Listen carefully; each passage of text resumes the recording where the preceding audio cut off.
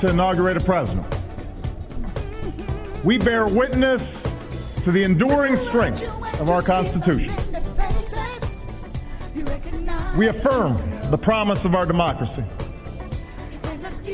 We recall that what binds this nation together is not the colors of our skin or the tenets of our faith or the origins of our names.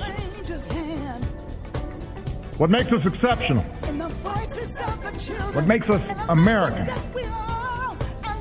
is our allegiance to an idea articulated in a declaration made more than 2 centuries ago. We hold these truths to be self-evident, that all men are created equal,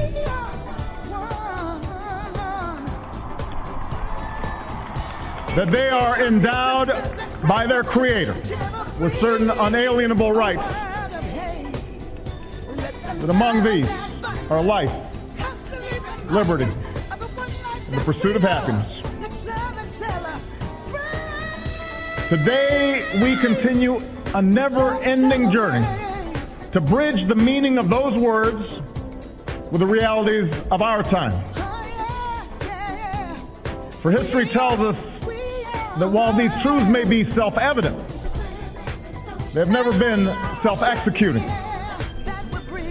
That while freedom is a gift from God, it must be secured by His people here on earth. The patriots of 1776 did not fight to replace the tyranny of a king with the privileges of a few or the rule of a mob. They gave to us a republic, a government of and by and for the people, entrusting each generation to keep safe our founding creed.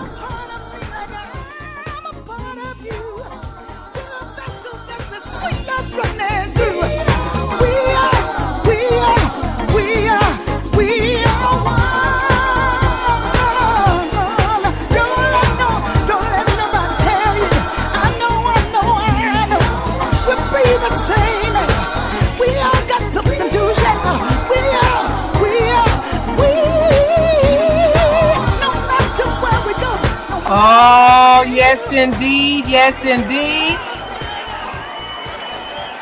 Good evening, everybody.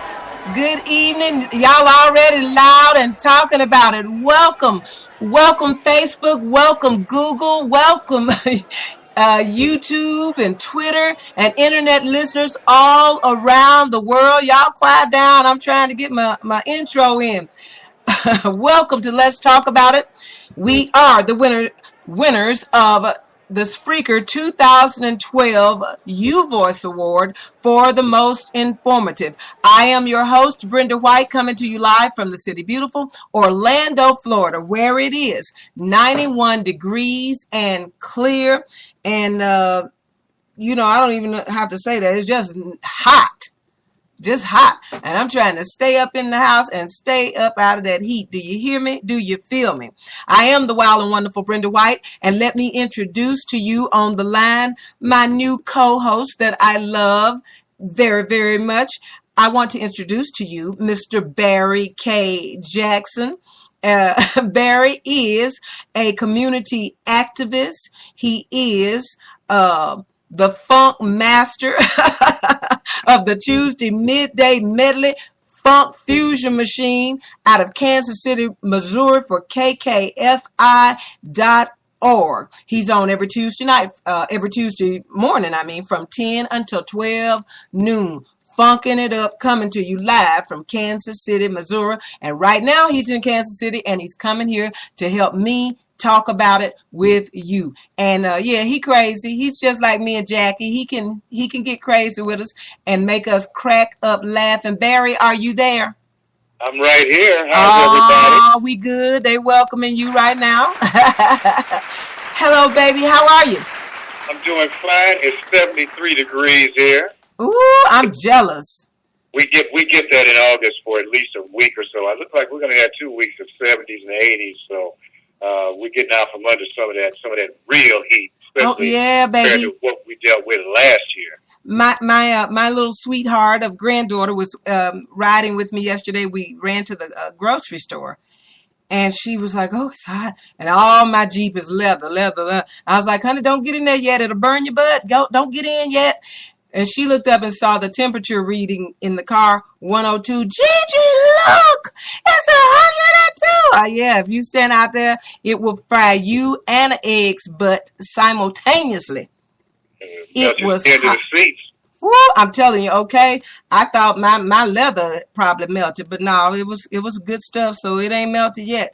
But geez, oh pizzo, it is hot, and it's hot up in here at Let's Talk About It. I'm ready to rant, Barry. Are you ready to rant with me? I got something for you. Wait a minute. Well, let me tell them. Barry and I are going to rant with you, but we want you to stay right where you are, because tonight, Let's Talk About It. We are coming back to you one more time, talking about the IRP6. We will continue to expose the lies and wrongful conviction of the IRP6. This story is just amazing to me. I interviewed the spokespersons for the IRP6 about 6 or 7 weeks ago. And I joined this movement, and I became very involved with this story, because if I were in the situation that these young men were in, I would be begging and pleading and praying every second of the day that someone would hear this story. And we don't really get anything done until a whole bunch of us rise up.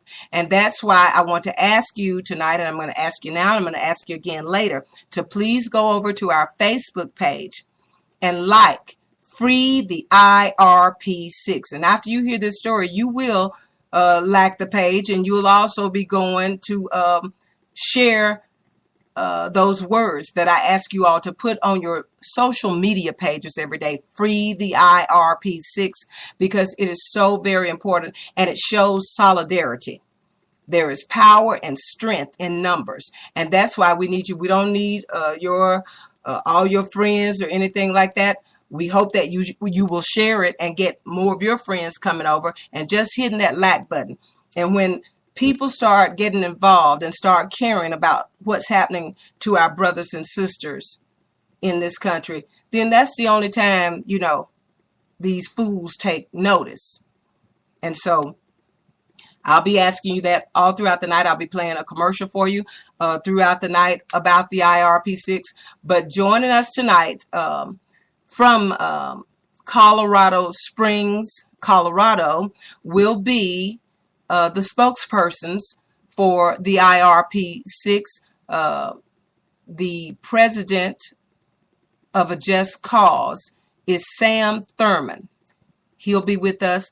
Cliff Stewart is the brother of one of the IRP6 and has been an advocate and involved with A Just Cause from its inception. Okay, and I believe on the line also will be my new friends who were with us the first time, and that's Ethel Lopez and Olivia Hodges. You know, I love to have a lot of fun on this show, but when I get to this segment coming up at 9:30 in 20 minutes, this is going to be a very important thing that I won't be joking around with. I really need y'all to listen. I really need you to put yourselves in these young men's shoes and think about what I'm asking you to do. I'm asking you to go and hit a like button. That's what I'm asking you to do. And show your support, and then just write those words every day on your page. Free the IRP6. When you go to bed at night, say a little prayer and write, free the IRP6. And that mess keeps going around like that, you know, and we will start a mess, okay? Also, if you are listening to me and you would like to join us in the chat room, you see your player at the bottom of the screen. Scroll all the way over to the right, and you'll see a little black or a little gray box with 3 dots in it. That's the chat room. Click on it. You'll see the chat, and you'll be right in the room. You can come in as long as you're respectful. If you come in and get nasty with me or my peoples in the chat room, I will eject your butt from the chat room without even warning, okay? So just be respectful. We'll be respectful to you, okay? And then the last thing I want to say is also, if you've got to run out and you want to hear this story, you may download the Spreaker podcast to your cell phone, okay? Or grab the link that you're looking at and put it in your Google or your Bing search on your phone, and we'll pop up still, okay? And the last way that you can enjoy the show is by dialing 619-550-0516. Once again, that's 619-550-0516, and then press the number 5, and you will hear. You can get up in your bed and listen over your speakerphone or whatever you want to do, you know. But that's how you can listen by phone, okay? That's 2 ways to listen by phone.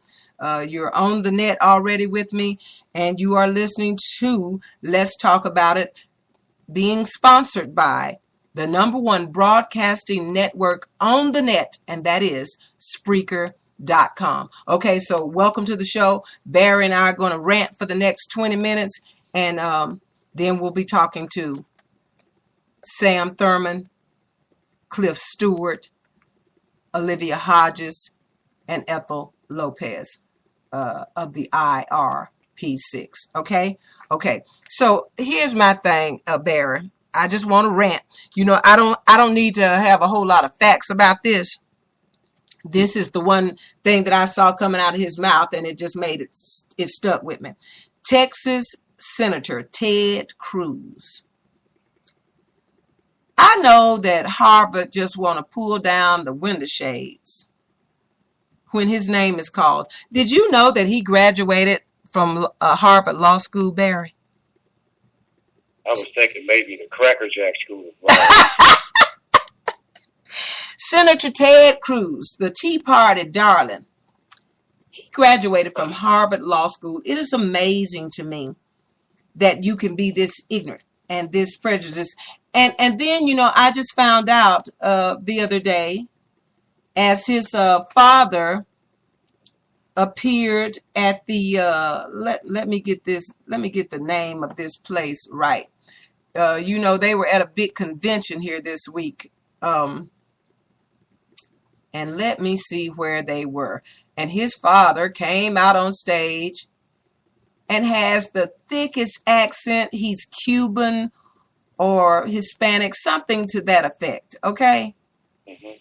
And his father came out, we must repeal Obamacare and we must stop this government machine. And I'm thinking, Iggy, you can't even speak English clearly. And here you are hating on Obama. But Ted Cruz was on a show this week, and I think it was Meet the Press. But I was in bed asleep when I heard him talking, and I just had to wake up and kind of sit up and take a listen. As the commentator or host of the show said to him, he was talking to him about this birther thing again. Here they come again, y'all. They haven't learned one damn thing, Barry. I cannot believe that the Republicans are pulling out this old card again. The birth card. He's not one of us. He wasn't born here. He ain't. The people that announced it in the Honolulu newspaper or wherever he was born in Hawaii, this announcement of his birth was in the paper twice when he was born back in the 60s. Well, it was Hawaii's Bureau of Vital Statistics and Records that produced his birth certificate. But yes, and I cracked a joke and I put out my tomcat and said that the president had replaced the short form with the long form of the birth certificate. That's my Kingfish accent. Yeah. Barry, I'm certain that it was online. Probably still is. It was on the Obama website. They printed this thing on T-shirts. The president's birth certificate, and sold them. You could get a birth certificate on T-shirts that they printed. And these fools continue to say that he won't show us his birth certificate. We don't know. You remember when Donald Trump, he had a private investigator that's going to tell you something there. We're going to blow the lid off of things. Yeah. You're going to be shocked. The stories that's going to turn up about him. Nothing ever came up. His private investigator, I hope he got $50,000 from him to do all the food stuff he did, and found absolutely nothing. Well, he smoked marijuana. Well, he told that in the book. And that book was written before he was a senator, I think. So what the hell news was that? And who among us ain't tried some dat burn reefer when we were younger? Well, I think Trump is probably still smoking, so. They roasted him so at the correspondence dinner in New York last year. Well, my lasting memory was that entire weekend, because I think that was when Obama produced his long form birth certificate in a White House press conference. Mm-hmm. And then that Saturday night at the correspondence dinner, he talked about Donald Trump like a dirty dish rag. Yep. And then that Sunday night, this was truly the lasting impression. It was the night of the finale for Celebrity Apprentice, and it got preempted by Obama taking his time to show up in the press room at Obama that Bin Laden had been captured and killed. Uh-huh. And I just loved it. The more time he took, that was more time that you did not see Celebrity Apprentice. Uh-huh. So he basically... So the ratings were down on the show, and the ratings were down. There were no ratings because there was no show. So, like I said, the ratings were down. The ratings were down and stomped on, along with the producers who had made these commercials to sell to you on this show. They didn't make no money. Well, NBC made money. NBC made money, but NBC ain't got no commercials.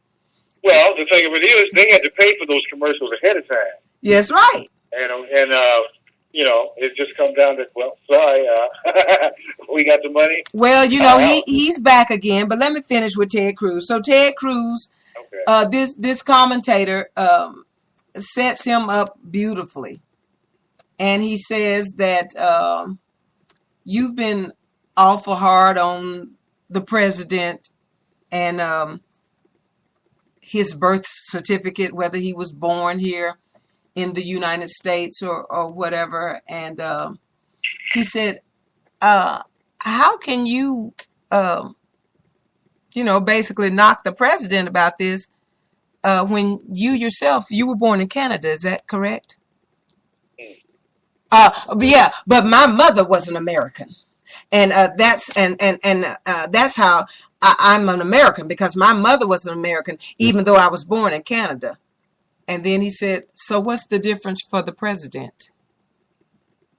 even though the president was born in Hawaii, which some of them so stupid they might not even know that Hawaii really is a state, that it is our 50th state. But he explained it so quick, and I said, and he said, so what's the difference between you and the president? We've never seen it. I just don't believe he's telling the truth. And I yelled at the TV, I don't believe you're telling the truth. I mean, can you imagine the arrogance, Barry, that they have, that I'm telling the truth, he's not. Well, arrogance and ignorance, remember, they end the same way. Yes, they do go hand in hand with the T and the Republican Party. The Republican Party wasn't always this ignorant. But these Tea Partiers got them speaking ignorantly. As Ted Cruz reminded everybody this week, or last week, that it was going to be a day of reckoning. They had to make it a day of reckoning for these Republicans, these Washington insiders that doesn't vote to defund Obamacare. I mean, this is a law. Are you going to repeal it or not? And are you going to shut down the government? If they make Obamacare the law of the land, it is the law of the land, sweetie. Where do you live? Are you going to appeal it or not? And this Texas Republican said, well, are you going to are you going to defund the government? He said, let me tell you what happens. Yes or no? I mean, they're screaming at it. He said, let me tell you what happens if you defund the government. Our military men and women will not be paid. You know, Social Security, Medicaid, all of these things. These are Barry, do you think that they know that Medicaid and Medicare and Social Security, that the government cuts these checks? Well, they're just politically suicidal. Well, you can say that again, because here they come with the same thing that made them lose the last the last two presidential races. This is what made them lose. This crazy talk, this hatred. America does not want to go there. But they continue to believe that the American people want them to go there. You know, Rick Santorum said this weekend that we didn't want to vote for Romney. They didn't want to vote for Romney, but they had to. We have just got to put up the very best people that can win, and we had nobody. And you ain't got nobody this year. And if you come with that somebody and get them started on this lie, you know, Barry, I had Dr. Irwin Redlener on the show a year ago, because he has been an advisor to the president since 1993. And he advises them on pandemics and things like that. Dr. Redlener helped advise one of the advisors on Obamacare to show how it would help, how it would make things better for everybody and everybody. These people don't know anything about it. You know, they've just let the Republicans and the Tea Partiers tell them that it's going to be a job killer. You know, it's going to kill people. And they just believe it. Well, you have to understand, they've been working quite a bit, and it ties in with one of the topics I was wanting to bring up, and that's their efforts. It's really basically the same old thing. It's that groundswell organization that they put together. It's a right-wing strategy group. It's just, you know, they're trying to figure out ways to get their message out to people. And it's basically the same old talking points. And it's just their efforts to try to shove their trickle-down-my-leg economics, you know, that Megan tried to brought us. And, that, you know, and the wedge issues that they have been trying to shove down our throats: abortion, objection to comprehensive immigration reform, their objection to same-sex marriage, and all of the code words. They're trying to change the code words and trying to change their methods to transmit their same old message. And they've got several people who they've got on the head-to-head various committees, like this Jenny Thomas, the wife of Clarence Thomas.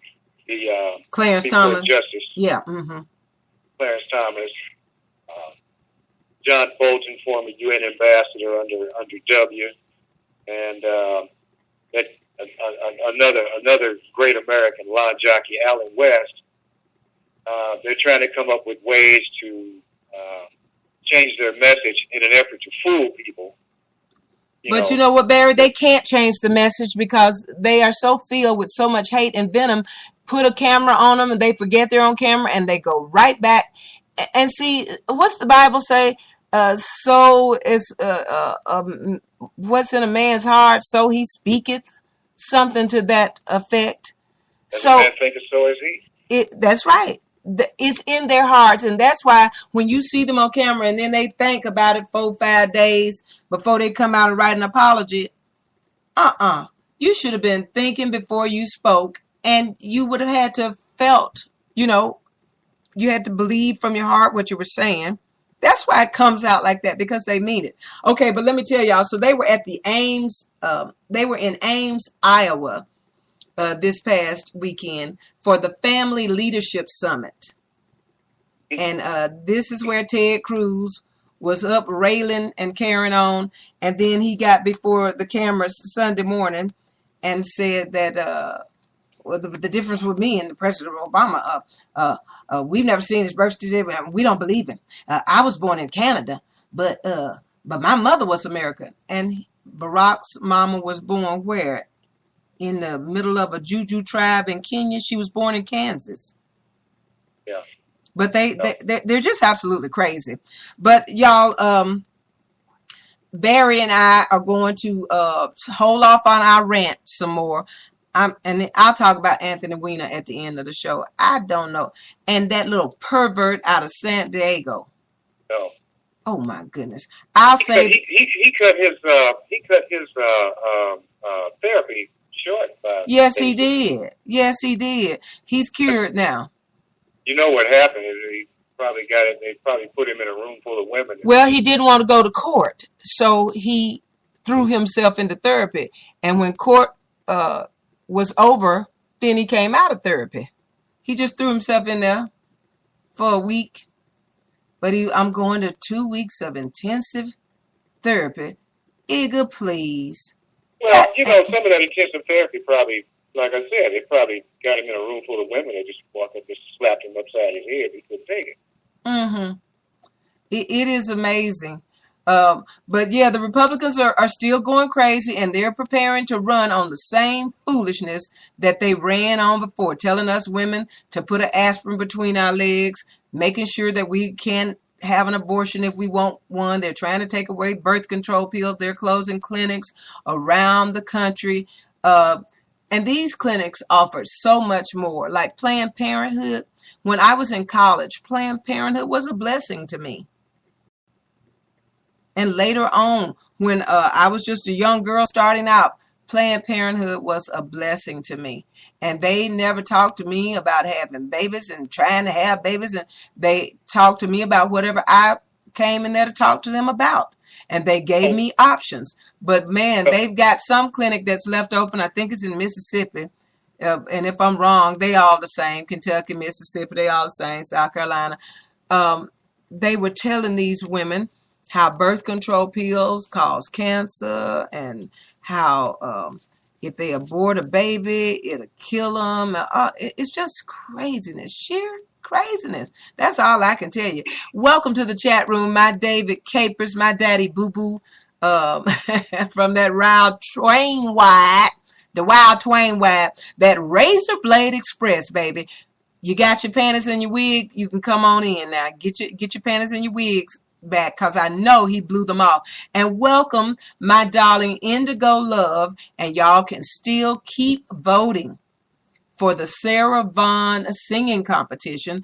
And when I say keep voting, I mean vote for Indy. You can only vote once, but please, please, please go over to my page or Indigo Love's page. I'm Brenda Pearl White on Facebook, and she's Indigo Love. And hit that link and go right to it, all right?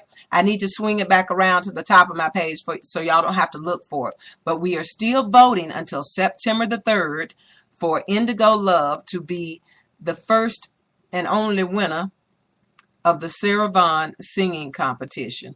Okay? In other words, hit that love button. Yeah, okay. So now having said that, y'all, I'm getting ready to get my guest on the line, and while I do that, Barry and I are going to play this IRP6 ad for you. I want you to listen closely, and we will be right back. You are listening to Let's Talk About It. I am the wild and wonderful Brenda White, and Barry, the Funk Master Jackson, is my co-host with me right here out of Kansas City, Missouri, and we're going to keep you informed, and we're going to keep on talking about it. We'll be right back with the IRP spokespersons, okay? All right. We love you. Thank you. Let's go. Take a listen. And as we say in the country, in church, then govern yourselves accordingly. No justice, no peace. Injustice must cease. Free D, free Clint, free G, and Kendrick. IRP6 needs justice. IRP6 needs justice. Need more men of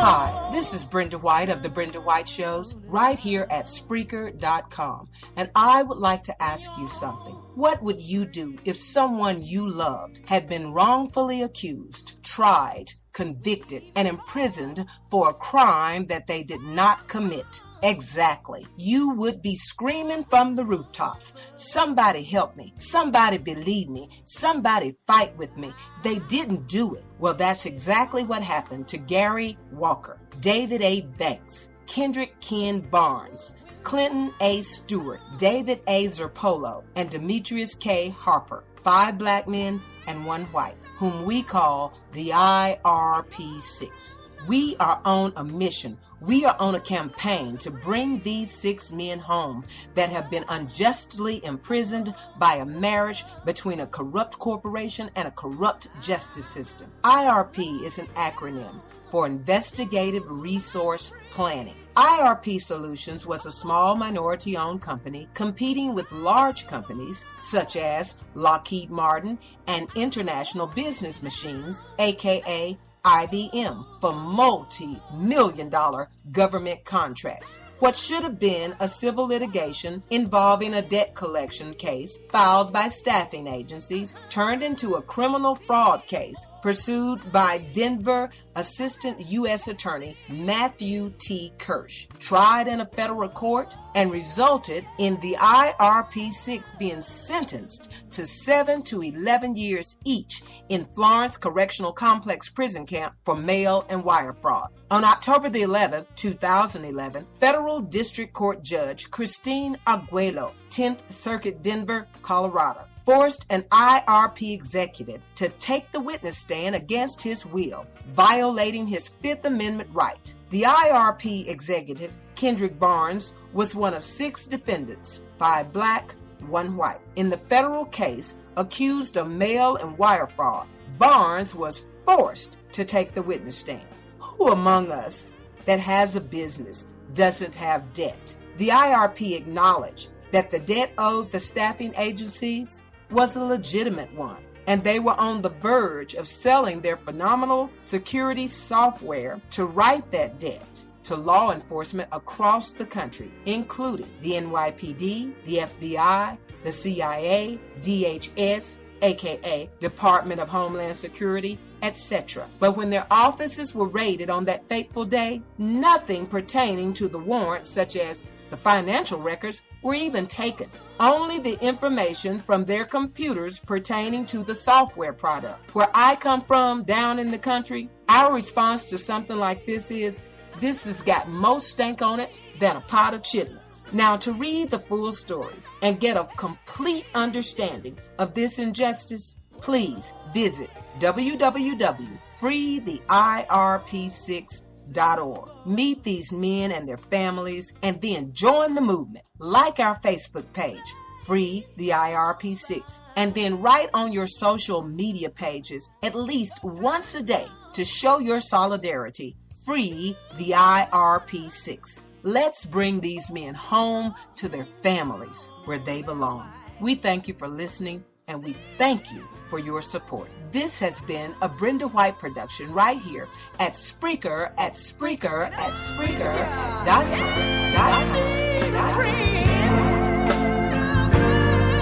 Just look around and say I'm right. I'm right behind now. Just like the breeze. All righty, everybody. Okay, like I said before, as we do in church, when Sister Johnson gets through reading the church announcements, she always says, govern yourselves accordingly. So we need you to govern yourselves accordingly. And by all means, please go over to our Facebook page, Free the IRP6, and hit the like button. And then jump on over while you're jumping on Facebook and hit a just cause, okay? A just cause, just like that too. And the reason I continue to wail on y'all about liking this page is because there is strength and power in numbers. And when you start showing these, I'm trying not to cuss because Cliff and Sam, they're churchmen. My daddy was a minister. When you start showing these suckers that you got the power of the people behind you, then they start listening. So this is absolutely maddening, but we got to do what we got to do, so we gonna do it. All right. Now, first of all,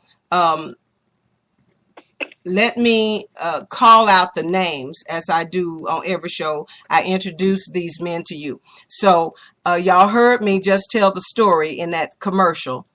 And the men that have been locked up, taken away from their families for nothing, are Gary Walker, the president and CEO, Chief Technology Officer for the IRP6. David A. Banks is Chief Operating Officer. Kendrick Ken Barnes is the Chief Information Officer. Clinton A. Stewart, Vice President of Business Development. David A. Zerpolo, Vice President of Professional Services. And Demetrius K. Harper, President of DKH Enterprises. These 6 men are the brains behind the IRP6. Now, on the line, I have a worker bee like me, and the president of A Just Cause is Sam Thurman. He's a spokesperson for the IRP6. And I also have Cliff on the line, and I told y'all earlier that they will be joining us here, and they're going to keep us informed and keep us up to date about what's happening. So Clinton Stewart, Clinton is your brother. He's one of the IRP6, isn't he, Cliff? That's correct. Yeah. Okay, so Cliff Stewart is the brother of Clinton Stewart, and Clinton is one of the IRP6 men locked up in this Supermax prison. And Sam Thurman is the president of A Just Cause, and he and Cliff and Ethel and Olivia have not rested since these men were locked up for nothing. So Cliff, Sam, whichever one of you guys want to start off, please tell us everything you want us to know today about this case. Well, Brenda, again, we appreciate you having us on again. And, the IRP6 are going well. Speak up a little bit more for me. Or get a little closer to your mic. Okay. Okay, how's that? Not much better, but go ahead. I'm sure you... Okay, how's that? Okay. Okay. Go ahead. I was just saying, we're happy to be on your show again. And the IRP6 guys, they're doing really well. We've had quite a bit of activity since we were on last, and so we do want to kind of share a little bit of information with you regarding some of the things that have happened over the last few weeks. We, as you talked at the top of the show, for those folks who don't know what the case is about, this is a case where the federal government went after our friends, the IRP6. And basically, IRP6 is a story about IRP Solutions Corporation. They were developing software for law enforcement, and the FBI raided the business under the auspice that they were running a scam, and there's nothing further from the truth on that. Mm-hmm. They were prosecuted, indicted, prosecuted, and then convicted.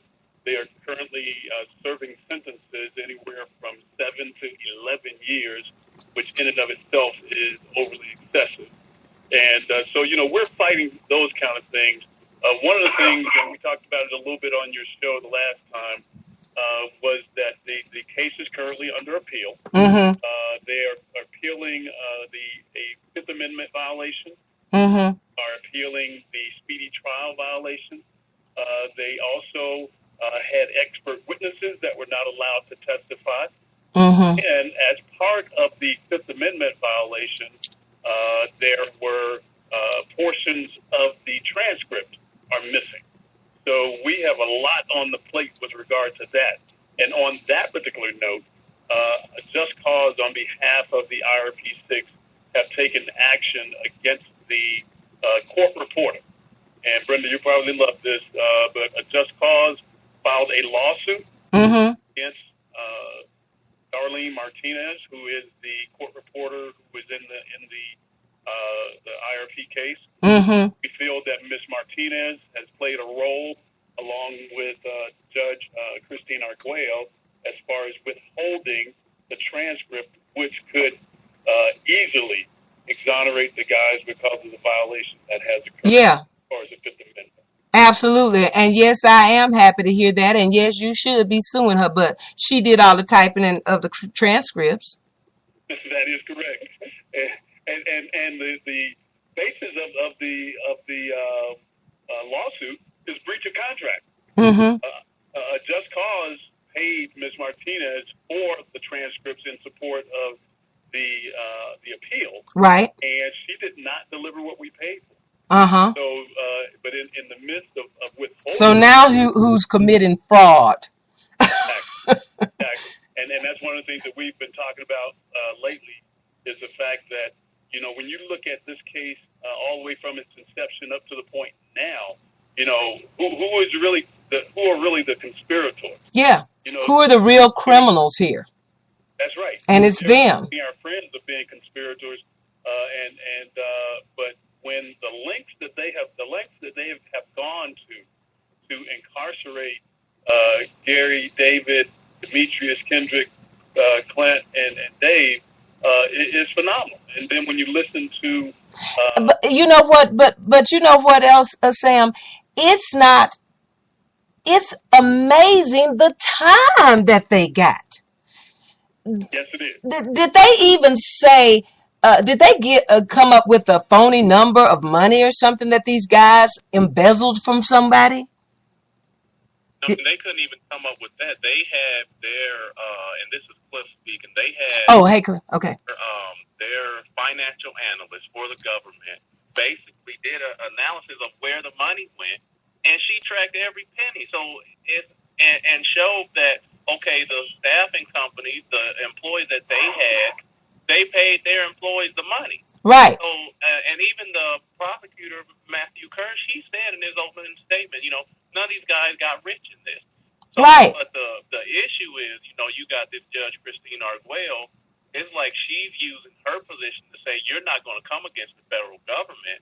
So now that we've gone through all of this and got you convicted and withheld evidence from the jury, and ensure that your expert witnesses couldn't testify. Now I'm gonna give you these crazy long sentences to ensure or try to ensure to keep you out of the out of the public eye, so that nobody can hear your voices supposedly silent. When people go to prison, nobody hears them anymore. You're another convict. You're in prison. Nobody's talking for you except for Just Cause is out here being the voice for these guys.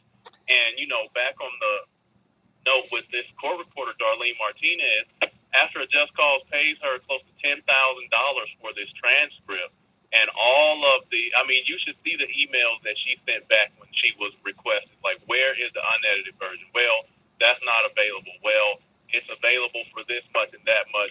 And basically, you're just not getting it. Well, we're going to see what she says now that she's being sued. And also, the guys, they stay in the law library down there at USP Florence, Colorado. And David Banks, he's been a serious advocate, with the rest of the guys, but he has sent some very incriminating case studies as far as this court reporter is concerned, because based on the Court Reporters Act and the violations that she's committed, she has violated their right to due process. So that's a part of this as well. Not only is she being sued civilly, but now she comes into the picture of breaking federal law as a court reporter, as a sworn officer of the court. Absolutely. That she is now in serious violation, and this really opens up a can of worms on her that she is not going to be able to escape from. So we're going to see, and she's going to see now that when they try to use her as the scapegoat, that's when she's going to start spilling the beans, and we'll find out the real conspiracy and how the judge is the one that's really behind, keeping all this in, because it is Judge Christine Arguello's right, her position, her responsibility to ensure that this court reporter comes up with the unedited transcript. And all these reasons that Darlene Martinez has for saying it's not available, they don't hold water. And the judge should be ensuring that she produces it. But, of course, then that will put the judge's butt on. That's right. And, and this happens all the time, Cliff. I had a lawsuit against Countrywide when we had all these hurricanes down here. I called them and requested a 10-day expansion on my home, my mortgage, and they offered me 3 months. Oh, you poor people in Florida are going through so much. And then when I found out, all they did was talk me into getting behind in my mortgage. But they claimed that it was because we were going through so much. 4 hurricanes, oh my God. And then we go to court. Finally, after 3 or 4 years, they sent my money back over and over. They just wanted my home.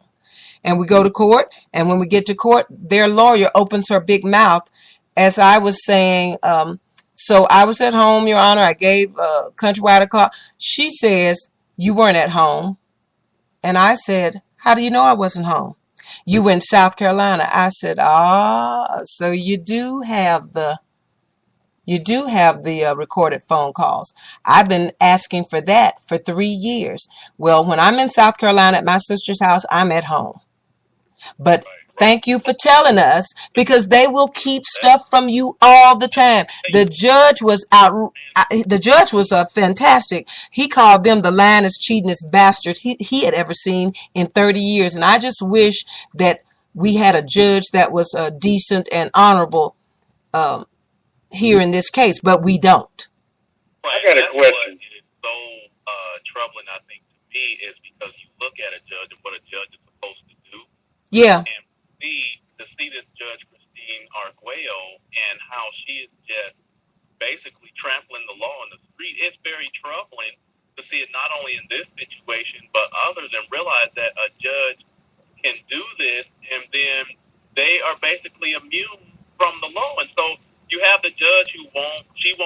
Darlene Martinez.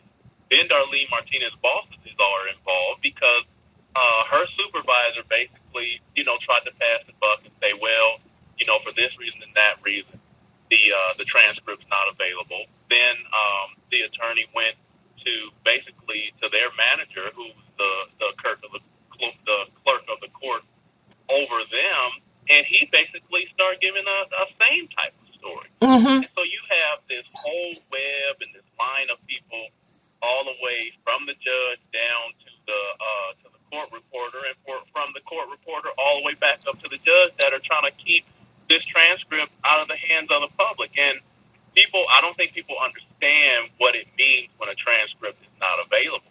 Yeah. Well, Cliff, the reason that something like this could happen to something like Gary and David and the boys is because you all weren't devious, evil, sons of a gun. And these people are. They're treacherous. Right. And y'all just think we'll go to court, we'll tell the truth. You looked at, here's a judge, this is somebody who's part of the so-called Department of quote-unquote justice, and that's what they're looking for. But they're not looking for justice. They're looking for a conviction at any cost. Yeah, it was all a game to them, but they made a mistake, and they're going to find out that somebody does care about these 6 men and what their lying, thieving butts, cheating butts did. And it's all going to come out in the wash. Guys, Barry Jackson, my co-host here from KKFI in Kansas City, has a question. Go ahead, Barry. Okay, the question I have, kind of a multi-pronged question, and if I in the reading that I did on the case, did I read right that basically the fellas had to represent themselves pro se?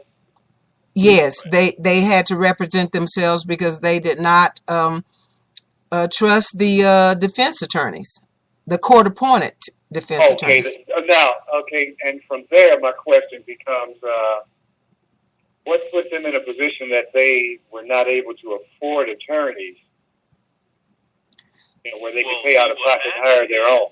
And that's a great question, because you have the prosecutor and the FBI that goes out, and I take it to this Whitey Bulger case. I don't know if you guys seen that. Oh yes, I'm keeping up with it. But Dr. Bean wrote an article about him not long ago, where basically what the prosecutors do is they make you financially indigenous so that you cannot put up with good cases. And that's what they did with the guys. They went to Gary Walker's job and got him fired. He was a director of IT at Kaiser Permanente.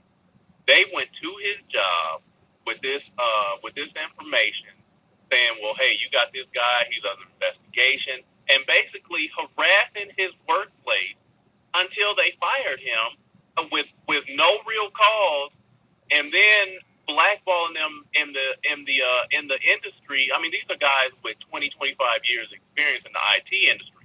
But every time they would look up and go for a job, all this situation would pop up, and people say, well, you're under investigation. Well, people are under investigation all the time. But the prosecutor ensures that stays in the face of the community, and then they can't get work. So yeah, they made sure that they were guilty before proven innocent. Exactly. I mean, they put all that in there, blackball your name, run your name through the mud, and then when it's time for you to get an attorney, you don't have any money to pay for one. Then they give you a court-appointed attorney who's just a negotiator. And all these court-appointed attorneys, all they tried to do was get them to do a plea deal. And the guys are like, we haven't done anything wrong. We've committed no crime. We've broken no laws. We are not doing a plea deal. And the expert witness, Andrew Alvarelli, who's the owner of a staffing company, he was on the stand to basically say the way these guys did business is the way staffing business works every day. This is how it happens. These staffing companies, they take the risk. They decide on who they're going to do business with, and there was no wrongdoing. But, of course, when he got on the stand, the judge pulls him down once she figures out who he is. Like, oh, this is because what happened is you had the prosecutors' witnesses who were the staffing companies. Right. And then, the guys were impeaching them left and right. And then every time, then when it was time for the defendant's expert witness, they pulled him off because here you have a white man in the community. He's the owner of a staffing company. He's worth millions of dollars, and he's going to vouch for this black-owned business. The they were doing business was the right way. They couldn't let that happen. No, you're not. Who do you think you are? You're not going to testify for these niggas. Well, Yeah. Go ahead, Barry. You have another question.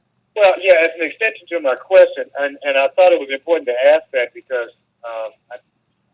I've had a lot of people who have, and I've had the experience of trying to go before the court pro se, and it's just not, this is not surprising, from the standpoint that once, if you don't have a lawyer there, or if they know you don't have a very good one, then they can pretty much do whatever they want to. You've answered my question, but I think it was just Well, I've always said that if I had been Gary and David and Kendrick, I would not have taken a plea deal either, because the one thing you cannot stand when you are an honest person is to tell a lie on yourself and say, okay, I'll say I did it just so I won't go to jail. I really believe that I would have gone to jail too, rather than tell a lie. And Brenda and Barry, if I could jump in there to add to something that Cliff said as far as the government putting them in a position of not being able to afford attorneys.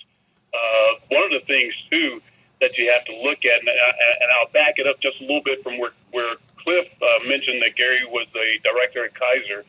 Well, even before that, okay, obviously they were running IRP solutions.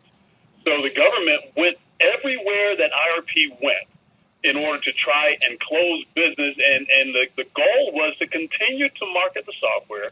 The goal was to continue to drive the business, and it was always an objective of the guys to pay the debt. So like you said, if you don't have a criminal mind, and if you don't have the mindset of a criminal, your goal is to say, hey, we're doing legitimate business, let us continue to... Yeah, you just knew that they'd stand up there and they would tell the truth, and that would clear this up. They never should have been in criminal court in the first place. I told you guys when I met you 7 or 8 weeks ago for the first time, and I read this story.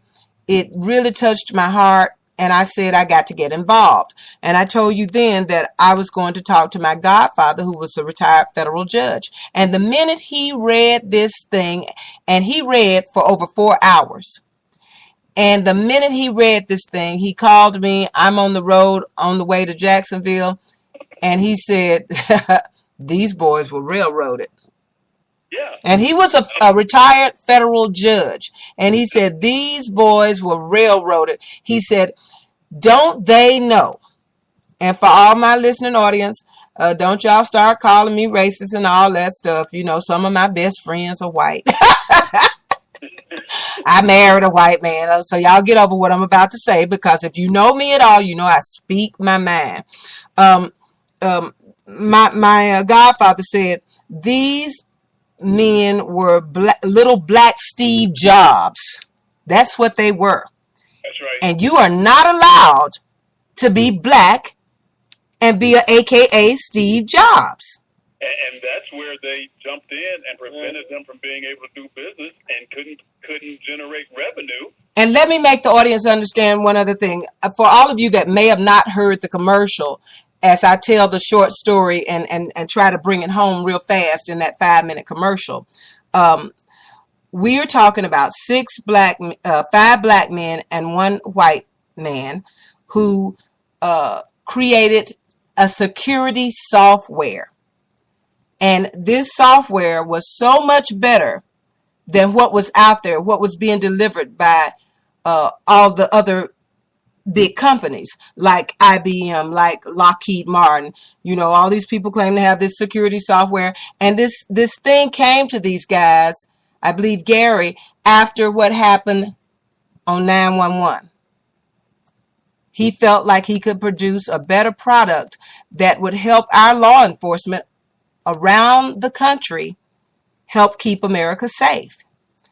And he did. He created a better software security product. So what we're talking about is millions and multi-millions and probably billions of dollars that would have been going to these 5 black men and their company and this one white.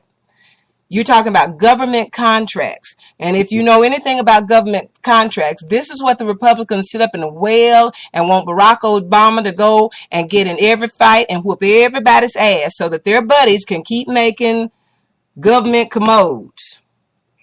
And so their buddies can keep making meals for the military troops out in the fields. You know, it's a whole lot of money that goes into having a war.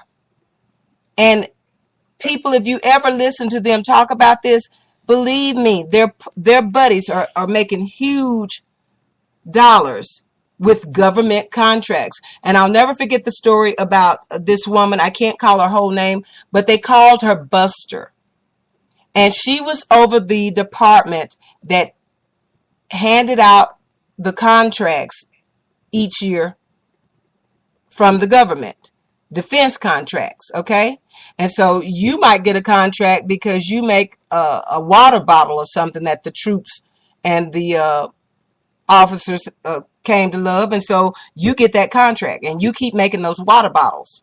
These things Never mind that they might cost $400. That's right. Never mind that the water bottle costs $400 for just a water bottle. They are there to help fight, to keep a war going wherever this thing is needed. And if we need a war to get these bottles sold to the government, okay. So this black woman, Buster, was over this, over the Department for Defense Contractors when Dick Cheney was vice president.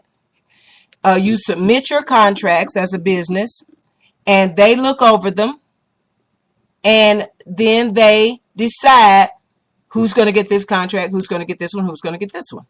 And then they notify you. And the, what was Dick Cheney's, Halliburton. Halliburton wanted to be in the room while they decided who was going to get these contracts. And the head of that department, Buster, this black woman, she told them no, they weren't. And who did they go and get? They went and got Dick Cheney and told Dick Cheney that, you know, they were fighting for these contracts and they wanted to be in there.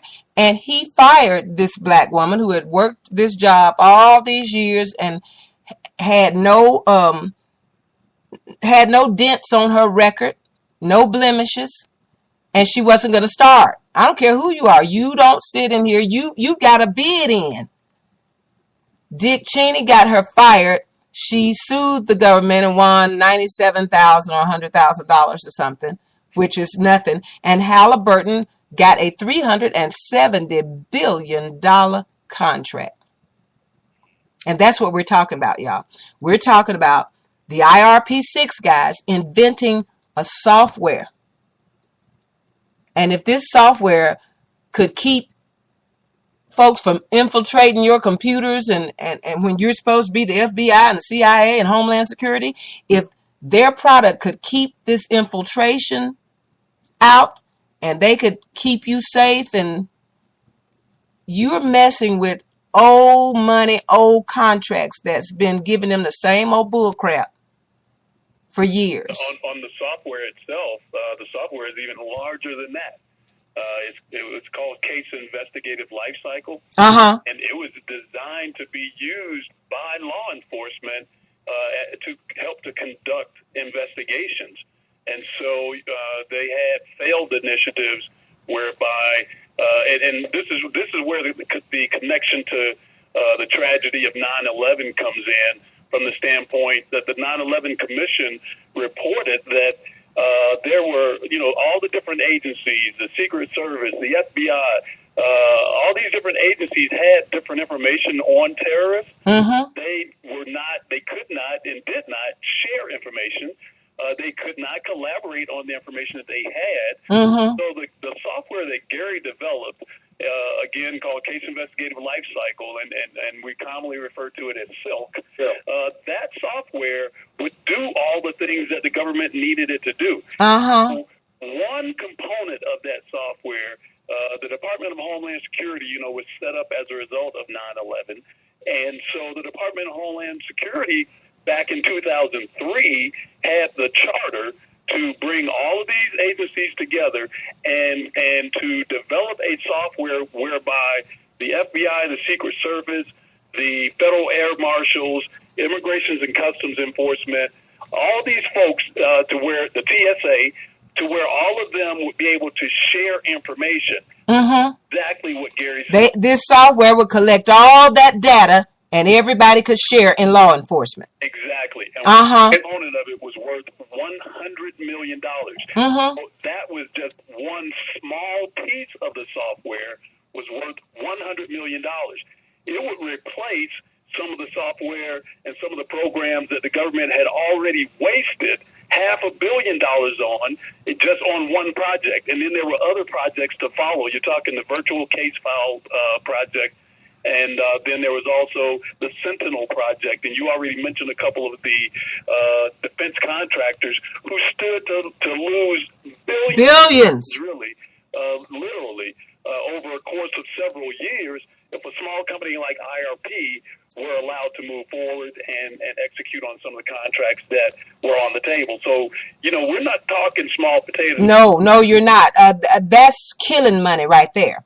Now, so that they didn't get blamed for murder, I don't know why they thought that if they locked them up for 7 to 11 years, that why did they think that their brains would die with this? The creation of this product came from men with very sharp minds that created it.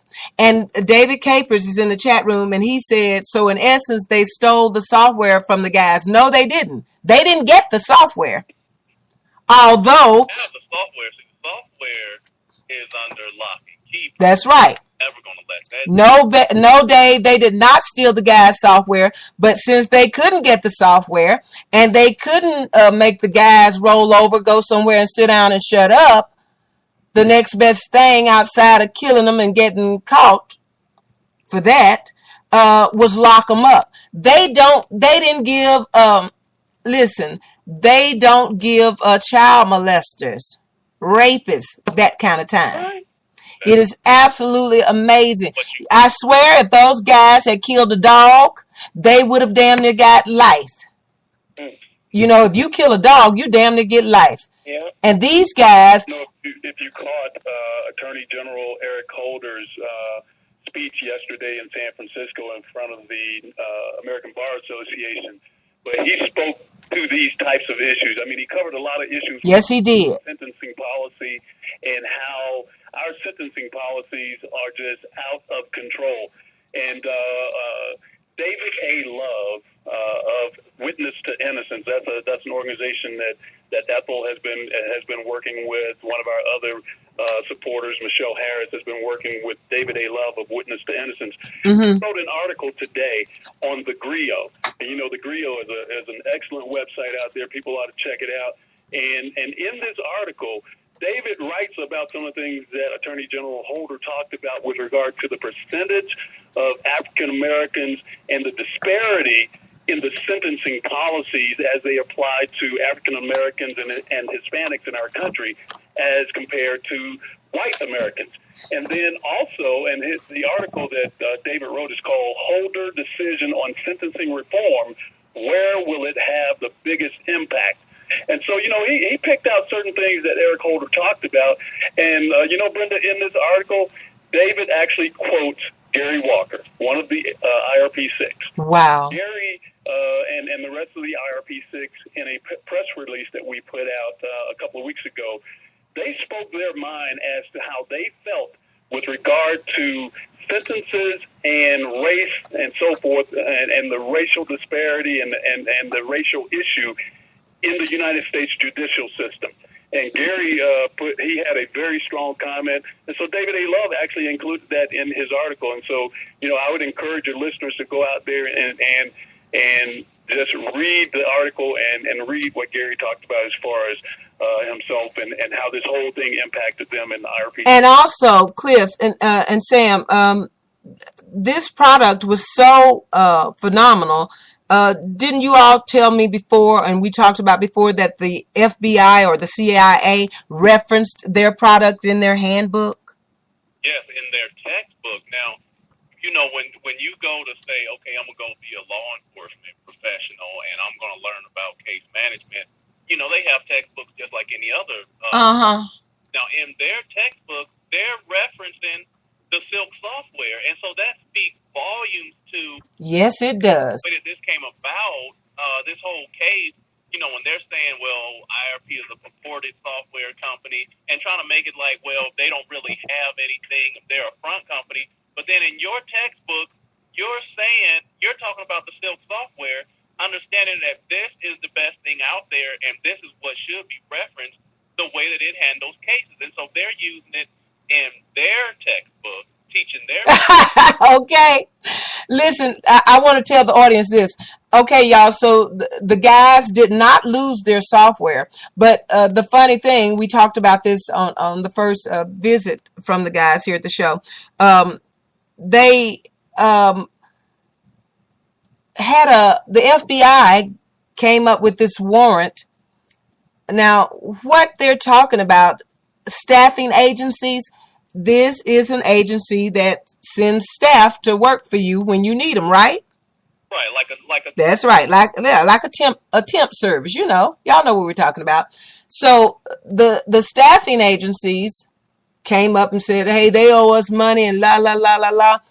The IRP6 acknowledged that they owed them money. It was a legitimate claim, but it had no business in federal criminal court. We stopped locking up people for debt back in Charles Dickens days. So what should have been a civil case, and this was so simple, y'all. All the court had to do was put a lien on their product. And as soon as these guys make money, we get paid. That's how simple that was.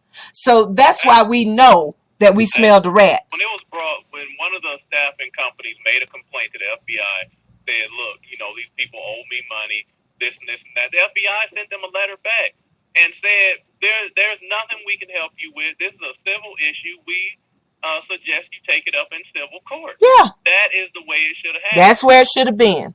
It should have been that when, just like you say, if you want to put a lien on the fact when they make money, they owe you money. That's right. It's all fine and well and good. All fine, well and good. We admit we owe you money, and we're not pocketing it. They weren't out like Jesse Jackson buying some damn Elvis rap or a Michael Jackson glove, y'all. These guys were crisscrossing the country, holding seminars, giving presentations to law enforcement throughout the country of this product. And law enforcement was knowing that this is a real product. Yeah. This John Smith, the FBI agent who wrote this affidavit for the search warrant, saying, they're a purported software company and they don't really have nothing. He had went and talked to DHS, Department of Homeland Security. Right. He had talked to the New York Police Department, all these places where IRP had gone and done demos, and these people told him, yeah, I've seen the software. Yeah, they did demos for us. And then he even had, the retired FBI customs agent, Gary Hilberry, who wrote an affidavit and said, yeah, they have software that's viable for local, federal, and state government, software that works. And he even stated in his affidavit that he wanted to stay on and continue to do work for IRP. And this man still comes up, goes to a judge, lying, saying, well, this is basically a front company, and I need a warrant to search it. And then when he gets the warrant, they come in saying they're looking for financial records. The financial records file cabinet is put in the middle of the floor, said make a copy of anything you want. They didn't do that. They made copies of all of the all of the computers in the building. Yeah, they took everything but the financial records to prove that they were lying, cheating, thieving. That's what they were supposed to be there for. And again, it still was a civil case. So this was all about stopping these young men. And that's why they gave them the long sentence. Like, well, just like you say, we're not going to murder them, but what we'll do is we'll try to shut them up while we go ahead and collect. Yeah, and 11 years from now, they won't know, and maybe we'll invent something better. See, these big companies like this, they don't give a darn about screwing our government. They cheat us every single day. Y'all remember the pictures that came out of Iraq? And I always say this, Blackwater? Yeah, Blackwater. Y'all remember that stuff? And here they are over here just getting government money, and they're drinking vodka out of each other's butts. It was the sickest thing you ever wanted to see. So they don't give a damn about ripping off the government. But, they're just like pimps. You try to get in on my territory, that's my hoe. The government is my hoe, and I'm going to whoop your ass or kill you if you mess with my hoe. That's my hoe. So they just happen to have shown RoboCop again, and that's what this reminds me so much of. You had one executive there that made a robot that basically. Are y'all laughing at me, Ethel? But I'm serious. I can hear these little wimps going. Ethel, I lose control. I'm sorry, because my fellas here, they all go to church and stuff. And I do the altar too, but every now and then I ain't at the altar tonight, and my cusser ain't sore, and I cussed a little bit. I just said hoe. But the government was their hoe, and they were the pimps. That's it, though. And you were cutting in on their hoe's money. Oh, no, this hoe works for me. That's about it. And these guys were about to really deliver something. And we still have a lot of old thinking in this country. Just like Barack Obama. He's arrogant. He's this. He's that. They just hate him. Uppity. I don't care if they eat broccoli. Now you're trying to tell us what to eat. They get mad about everything just because they hate you. And as Hillary Clinton said the other day, if you are living in this country and you believe that racism is dead, I don't know where you're living. I don't know what you're thinking. Because she said, it's certainly here. It's alive and well. And David Caper says somebody else is going to jail. Yeah, if we can do something about it, somebody is going to jail. That's right. Because we're going to keep working. We're going to keep talking about this. And let me say something to my Facebook friends and stuff. Just because I'm working my patootie off for the IRP6, y'all can't call me for everything. I don't know all that. Somebody call me about helping them with a business plan. Do you want your business to succeed? You need to call Gary now. IRP6.org site. Say what? The free the IRP6.org site. Yes. All the documentation on it. I mean, because this really sounds like something that should be a script from a movie. It does. You got all the case documents out there. And you know what else? I hope that it does become a movie, because this would bring even more attention to them. The guys have been in jail for how long? Over a year now? Over a year, that's correct. But see, this is the reason why I referenced the movie RoboCop. You had two divisions of a corporation that were came up with some technology for law enforcement, and the senior person really knew how to play the game, and to get the money, but his technology was basically not very good, but he had power. Mm-hmm. And so you had a younger executive that had developed some technology, developed RoboCop, which was a better law enforcement cyborg. And the older fella figured out a way to thought he had figured out a way to eliminate his competition. Right. And so their way of eliminating, he basically had that fellow murdered. And I brought it up to say that this sounds kind of parallel to that in a manner of speaking. The difference is it's not a younger executive competing with an older executive. It's just the white establishment dealing with some young upcoming black men who had the technology.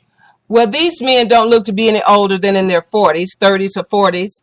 But yeah, they're still young and they still they're intelligent, and those are two things you cannot be in this country when you're dealing with this old school money like this. You know, they can't tolerate that. And I said to you all earlier, if you want to meet these men, I mean, hear them physically talk and speak and see their families, go to www.freetheirp6.org. Let me say it one more time for you.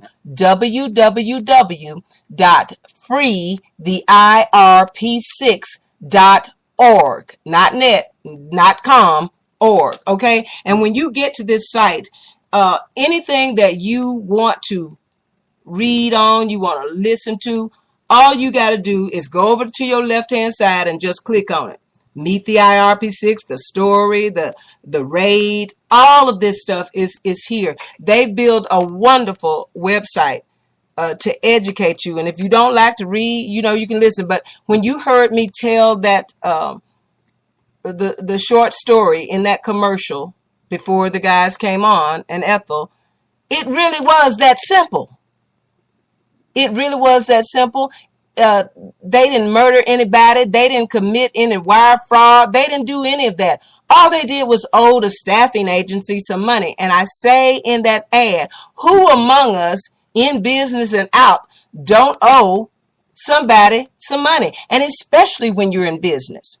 That's right. I mean, most small businesses always incur debt. But you say if you got a product that you believe in, you say, okay, I got some debt, but when I sell my product, I'm going to be able to pay my debtors. And I'm sure the guys could have produced letters from the NYPD and FBI, somebody that said, wow, yeah, this is a good product. So they had all the potential in the world there to sell this product to law enforcement throughout the country. And I believe they were right on the verge or had a contract from the NYPD, did they not, Cliff? Well, the NYPD, the subject matter who worked there, and he was a veteran investigator that was there for over 20 years, and he was basically over when people bring in software for the NYPD. He's the one that looks at it to say whether it's worth the NYPD getting it. He wrote in his letter that said he didn't know. Well, he fully expected for the software to sell.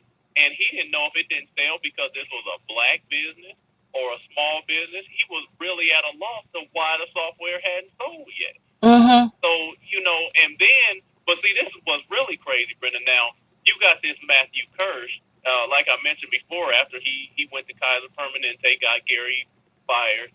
He went to Comcast. Every time one of the guys would try to apply for a job, he ensured to cut it off. But even before that, you had him. Now, we went to Philadelphia Police Department. Mm-hmm. The software was all but sold. The Office of the Inspector General was like, yeah, this is great. We're going to go ahead and get this. This is exactly what we're looking for. That sale would have paid the bills that was owed to the staffing company. Matthew Kirsch, the prosecutor, gets in touch with Philadelphia PD and tells them, well, don't do business with these guys because an indictment is going to come down. Oh, that is so wrong. But an indictment is going to come down. This was 6 months before the grand jury was even convened. And so they knew that they were all in cahoots, and they knew, yeah, we're going to put their butts in jail. And Brenda, also you mentioned something about having letters of endorsement and so forth. Yes. During trial, to add to what Cliff said, as far as, one of the letters that they got from the subject matter expert from NYPD, well, during trial, they got a letter of endorsement of sorts from the forensics analyst that the government said IRP had to use. They wanted to do an evaluation of the software, and they were hoping that they would prove that IRP was fraudulent, that IRP did not have legitimate software and so forth. So they pulled in Califorensics. They said, if we're going to do an analysis of this software, you're going to use a company that the FBI and the federal government always uses. So they called Don Vilfer, who was the head of Califorensics. Califorensics came back with an endorsement of the software, basically saying, no, the software that IRP developed is legitimate. it does everything that the IRP executives say it does, and this is something that would be beneficial to law enforcement all over this country. Well, Brenda, they didn't allow that during the trial. Yeah, you know, when you stop the truth. Stamp of approval by the government. Hey, Livy, welcome to the chat room. Olivia says, great conversation, y'all. They shut that down. This is so simple. That letter should have taken care of that. And then if you don't trust these endorsement letters from reputable forensic computer scientists or whatever, okay, then we're going to put a lien. Okay, a lien on the property. But these men have done nothing to be taken away from their families and put in a prison, y'all, for 7 to 11 years. I want you to just think about this. And that's why I know I kind of sound like one of my friends told me I was preaching that commercial, because I feel so passionate about this. I look at these guys and they look like my brothers, you know, intelligent. They've done everything right. They weren't out there hijacking cars, smoking reefer. They were members of their church for the 30 years, Sunday school teachers, Sunday school superintendents, ministers. They were just doing something that we all want to do in America. Have the American dream, produce a product that the American people and people all over the world, if you want, will like, whether it's a cell phone or this software, and then let your money roll in and enjoy your life. That's supposed to be our American dream. That's all these guys did. And I guarantee you, Donald Trump's butt has owed so much money to folks. How many times has that son of a gun filed bankruptcy? You know, the money is all for them.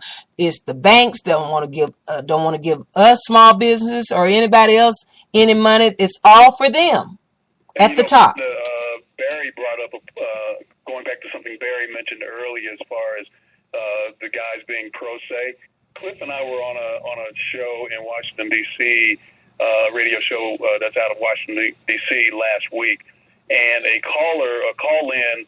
The guy made the comment that the judge and the prosecutor even resented the fact that they would even think of representing themselves, and he made the comment, and it was profound and so true, and it has that edge of racism from the standpoint of, you know, that played a role in it as well, that they probably acknowledged, the judge, Arguello, and Assistant U.S. Attorney Matthew Kurz, they acknowledge the fact that, okay, you might be smart enough to develop a world-class software, but you think you're going to come into our courtroom and beat us at our game? Yeah, and take our hoe? No. Because the government is our hoe. That's our cash cow, and you're not getting in on that. And then you're black on top of it. Yeah, you got a problem. That's your problem. Welcome to the chat room, Tara. She said, say it, Brenda. I know, y'all, my daddy was a preacher. I talk a lot, and when I'm passionate about something, I will wear your ass down. If I'd have been in that court, child, they'd have just let them go to get me to shut the hell up. Just let them go. Go. Because I would have talked her down. Who in the world are these evil, wretched people that think that these men's lives, their children, their families mean nothing? All about that. I had to ask that about what, you know, how they came about to have them to be in court representing themselves pro se, because those defense attorneys wanted them to plead guilty to the thing I understand is this: whether it's administrative law, civil court, criminal court, anytime they can get you in there without good representation, competent representation, you know, they can just do whatever they want. And the thing is, you know, Barry, that even when you look at, you know, these guys obviously are no, you know, intellectual wars. Right. I mean, right. Watching the trial, watching them impeach government witness after government witness, I mean, just catching them in lies left and right, putting the evidence on the table. And I mean, there was nothing these people could say except, you know, yeah, maybe I misstated and things like that. I mean, they put on a very, very good trial, and that the government resented that as well, and that is what is so disgusting about this, because it's not about justice. It's not about if you go in and you have the truth and you have evidence. I mean, you're not supposed to have to try to prove your innocence. That's right. As Tara said, it's all about another notch in their belt and the money. They can never get enough money. You're supposed to already be innocent unless they prove that you're guilty, but that's not what it's about. Even when you go in and prove your innocence, they still set out. I mean, the judge was supposed to play referee. Judge Arguello didn't play referee. She ensured that the prosecutor was allowed to keep evidence out. Yeah. The jury was not. I mean, even when the jury asked for more evidence, is there more evidence that we can look at? Would not allow any more evidence to go in. Now, if you're a defendant, I don't care when the evidence came, how it came. If this is evidence to say this is going to keep you from going to prison, that should be allowed under any... Ain't it the truth? I mean, Cliff, that is my pet peeve. I don't understand this mess. Now, we're going to leave that out. Because I'm fighting for my life here. Exactly. And not only that, Brenda, you know, when they saw these guys come in there and they're going to defend themselves, they felt like, well, we got a slam dunk here, and most people would just leave it at that. They're going to go to prison. Ain't nobody going to holler out. Ain't nobody going to cry out. They just going to sit in prison. They did not know what they had on their hands. They did not see a just cause coming. And you know, I'm sure they felt like I did when I had to go fight the mortgage giant Countrywide by myself. I had the truth on my side. I had my documents. And when I went into that courtroom, I'm just a believer. I don't need to be a lawyer to tell the truth if the judge will just hear the truth. And this judge absolutely heard the truth. And he said to them, you know, this woman is not lying. He said, and I'm not a potted plant. You know, I live in Florida, and those 4 hurricanes were really bad on us. And according to her, she had never been late with a payment in the 10 years since she's bought her home. She had never been late. She had never missed a payment until you told her not to pay until the end of the loan. 3 months. You got it. We just feel so bad for y'all. And the judge said, this woman, there's no lying in her. It's the truth. And when he looked at the facts, he said, and she paid you for 9 months, paid in advance, and you sent the money back. He said, you know, that's against the law. If you don't have a just and righteous and honorable judge, you can end up just like Cliff and Gary and David and Kendrick and the rest of these men, because they weren't supposed to be intelligent enough to walk into that courtroom and present this case, because they said, hey, we owe them the money. Right. That was the bottom line of the case. Should have been a civil case. Should have put a lien on their product, and the minute you sell it, you got to pay us this money. That's no problem. But they took these men from their homes and came and made this case a civil case, as my godfather said, and he is a retired federal judge. He's been a prosecutor before. He read these papers for 4 hours plus. And then he called me and told me, these boys were railroaded. This, to me, it just sounds like a modern day version of COINTELPRO. I'm not familiar with that, Barry. Counterintelligence program that the FBI used against the civil rights movement. Straight up, because you got some, like I said, you know, you've got some very bright, very intelligent black men who were able to come up with some technology that this country needed.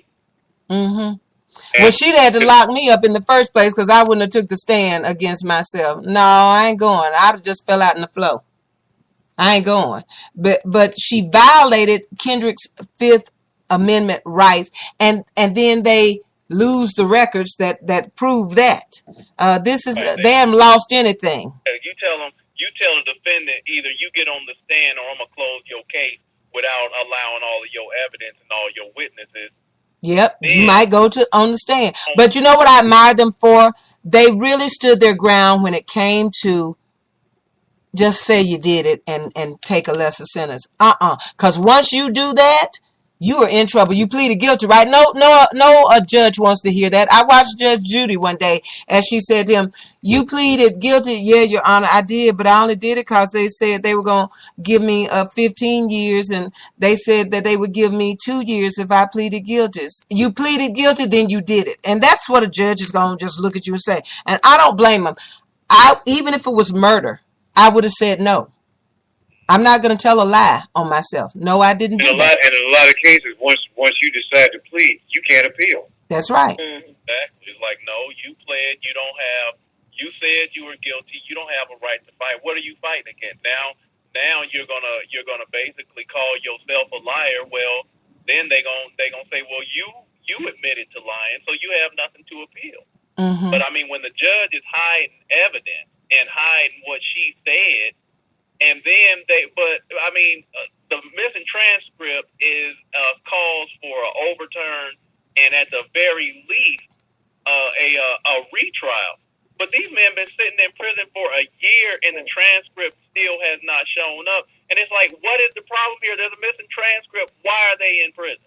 And if nothing else, why are they still in prison? Well, you know what? It looks like the federal government is going to have to investigate itself. They're going to have to send somebody like they did for Swartz and chaining them down there in Mississippi.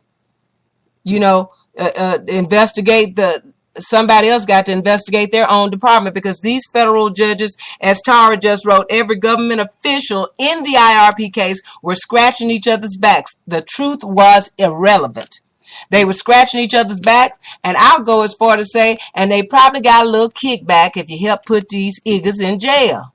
Oh, yeah. Yep. No. Put them in jail, just slow this machine down so they can't get a government contract. But I don't think that's going to stop anything, because with me and Ethel and Olivia, I think we're intelligent enough. I used to teach HIPAA before the deadline came about. And I taught policemen all over the country. And we can go sell the damn product. We ain't no, I don't know about Livy though. Livy, yeah, they corrupted her files, sent it to me. I don't get her emails or something, We just always having to sit here and play some kind of game on how to send. Okay, send it this way, send it that way. All right, let me send a pigeon for it. But we still can do presentations, and I ain't bad looking either. We still can sell this thing, but this is just the injustice just screamed out to me. And I told you guys that my godfather, the former federal judge, he taught me all about this marching and fighting and being an activist. And just last year, it was some anniversary in Mariana, maybe for when we started that boycott that shut our whole town down. And I didn't know this at the time because I was 15, 16 years old. And Jet Magazine came there and was interviewing people. And as you read through the article in Jet Magazine, they have a picture of Judge Neal, who wasn't a judge then, and the town and blah, blah, blah. And they interviewed the white sheriffs and stuff, and they called Judge Neal one of them agitators. One of them eager agitators. And that's the kind of person he was. And that's what, between him and my mom and my dad and our whole family, we have always gotten involved. And that's why I continue to plead with my audience to please get involved. And if you ain't got no money to send, that's fine. We will take your like. Okay, I want your like. Go over to Free the IRP6 on Facebook and hit that like button. Now, if you feeling it pretty good and you want to donate some money to the cause, we'll accept that too, but that's not what I'm asking for. We need those numbers on A Just Cause on Facebook and Free the IRP6. You hit that like button. There is power and strength in numbers. And when we start showing these numbers, then who knows? Oprah might interview us. And then we might have an interview with Rachel Maddow and start to get this story really told. This is what it's going to take, us banding together and fighting to get these men back home to their families. They are not criminals. They didn't do anything criminal. They don't deserve to be in jail. And I want you to constantly, I say to you, Put it in your mind that if it were your dad, your son, your uncle, your brother, your nephew, and you don't believe it can happen to you, and Gary and them didn't think this would ever happen to them. They did all the right things. Right. They went to church. This is more than a civil right. This is a human rights issue. Thank Yes, you. it is. Yes, it is. They went to church. They went to school. They got their degrees. They married. They had families, the dog, all this kind of, they did everything by the book. You look at these men and you can see there's no lying in them. You can see videos with them talking. There's no lying in them. This thing is rotten to the core. Yeah. But Brenda, these and you so accurately put it. These are men of integrity. Yeah. Yes, thank you. That's exactly what I meant to say. These are men of integrity. There's no lying in them. You can even just look at the still pictures of their faces with their smiles. There's no lying in them. These bastards did this to them, and it's up to you and me to get these men out of jail. And I tell you, the best feeling in the world, Olivia said to me one night, and she and I are always up half asleep, posting and working and doing something in the name of the IRP6. And she said to me one night something about, we talk so that burn much, but Livy said to me one night, Brenda, we thank you so much. The guys, thank you so much. They're so grateful. I said, I ain't done nothing yet, Livy. And I ain't nobody except just somebody who cannot stand to see injustice done, despise corruption. And my mom and them put this into my soul, and it might be the death of me, but that'll be okay too. I would rather die honorable than to die a liar and a cheat. That's right. And so Gary and Clinton and David and the boys have become my brothers. I just feel that way about them. I feel their family's pain. And so we're going to work until these men come home. And so all I ask of you is go over to our Facebook page, Free the IRP6, and hit the like button. And then write those words once or twice a day on your social media pages, Free the IRP6. And eventually somebody's going to say, what? Every time we look around, somebody writing Free the IRP6. And then people just start going over and taking a look. And so I am constantly making an ad, making something, and every day it makes me feel so good when I see we got another 10 hits or another 20 hits and on the like button. So y'all do that for me, and then share it with your friends.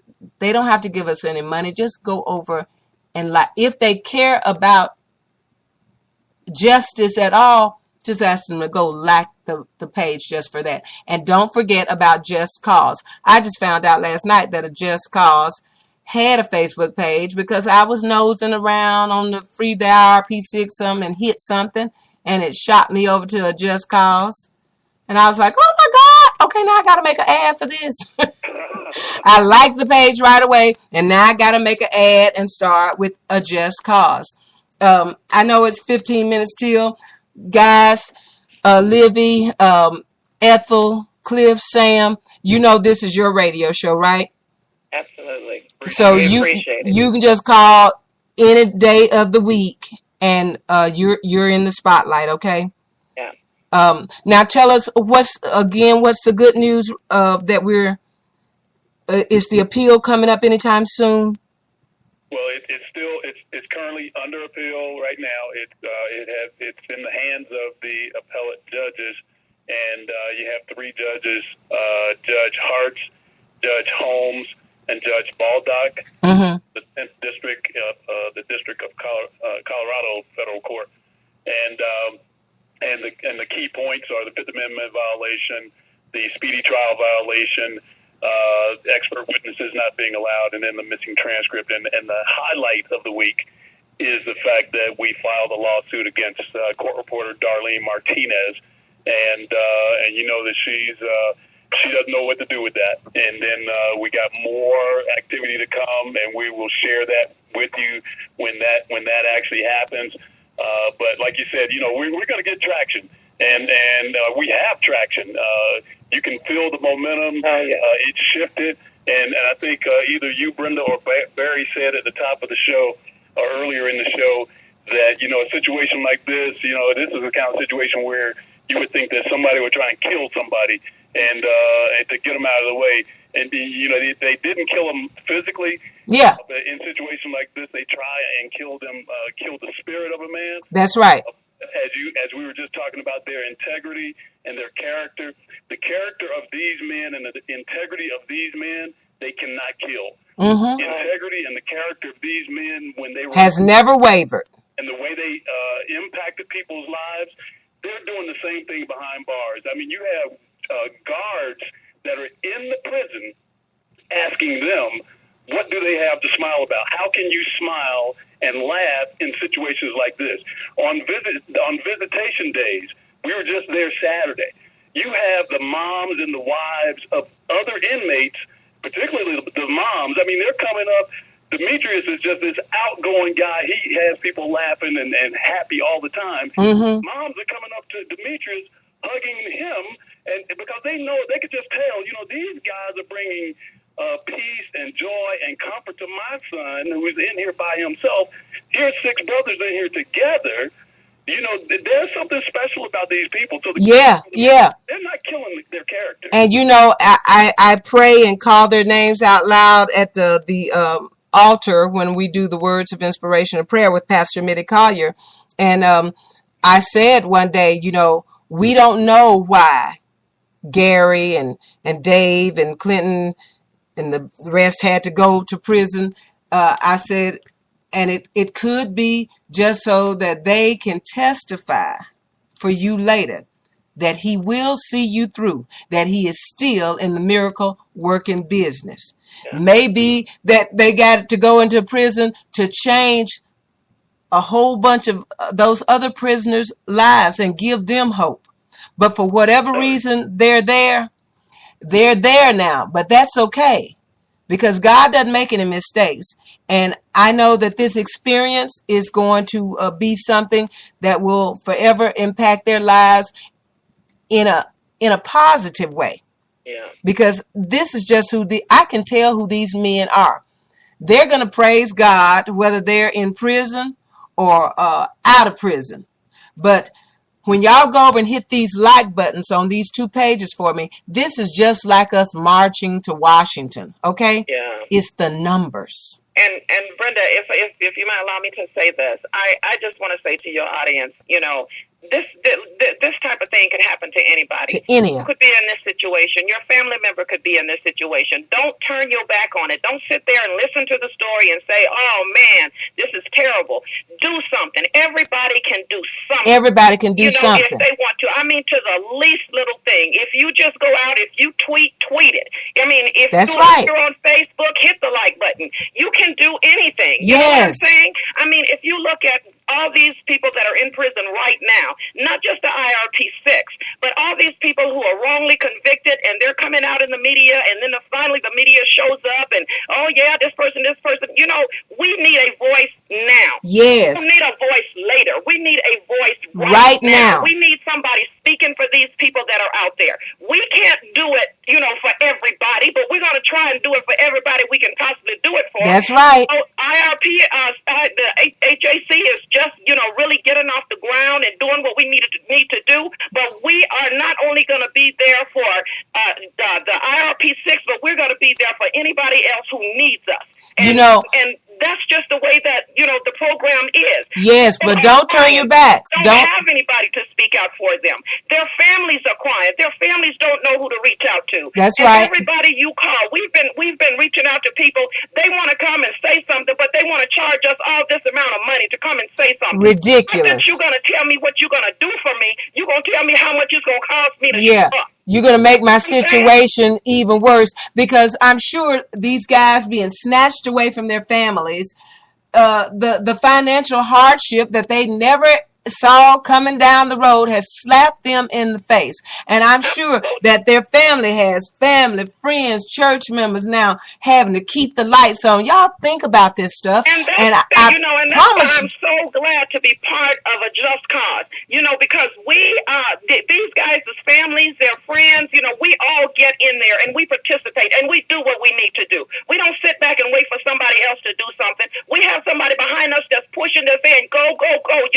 Go. These guys should not be there, and we know they should not be there. And then we think about ourselves. And Sam has said before, imagine yourself, sitting in a little closet or a little room. Yeah, 6 by 8 feet or something. And you gotta, you just have to sit there and you cannot do it. You cannot do it. And I thank God that these guys, are learning a lesson. They're doing what they need to do so that they can come back and say, hey, I can help you. I've been there. Somebody is coming to them saying, help me. And they're saying, well, I don't understand. They understand. They will know exactly what these people are talking about when they get out and start doing what they need to do with the just cause. They will know. They have been there. They have experienced it. The crap that you would have to go through in the prison, the crap that you have to go through with the corrupt judges and prosecutors. And then you go up to the Department of Justice and nobody up there wants to even answer you.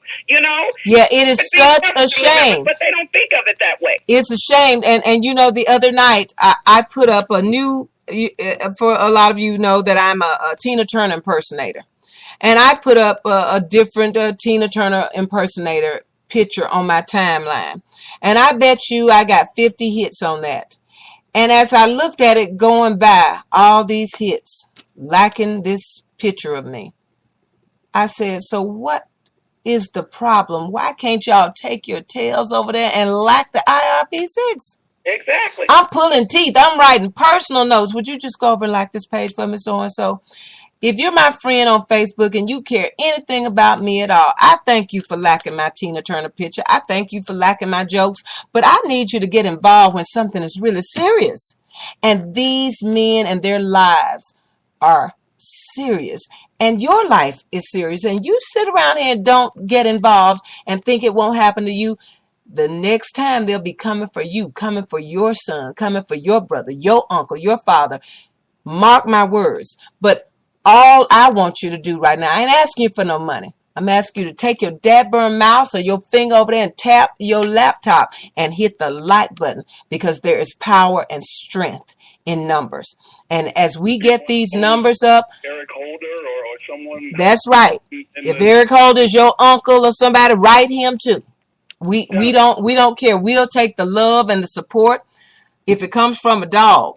But Right. I'm asking you every day to write these words. You could just grab my ad off of my page and I got a new ad rolling every morning, throughout the day, through the middle of the night. I be sitting here in my pajamas, just thinking about the IRP6, thinking about who I can write and send this story to, thinking about who will care.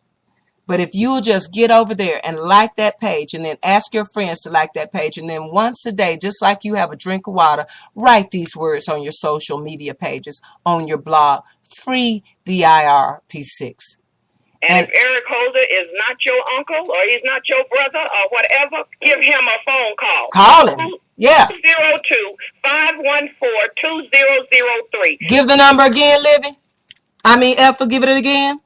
The number is 202-514-2003. We need people to call him constantly, every day. They hang up on me on a constant. They switch me over to a switchboard. They just won't talk to me or whatever. But you know what? I'll pick up the phone and call right back again. Yeah, that's right. And and these numbers. What I need to do. That's right. You guys have got to be home. And we can shut those lines down. They've done it before. That's right. When Obamacare and the Republicans and the Tea Partiers were having a fit, and Barack just said, call your congressman. And the White House board it went crazy over there. The congressman couldn't use their own damn phone for it ringing. That's what has to happen. And so I'm telling y'all, just like you go in and eat, this is such a tiny thing to do. This is so small. We need you to go hit that like button at Free the IRP6 on Facebook. Go over to A Just Cause and hit it on Facebook. And I remember the first time I got so involved in this story and put up an ad, and then Trayvon's trial was coming about, and they ruled that Zimmerman did nothing wrong. Right. And some white person wrote, what is happening in this country? Where are we going to go from here?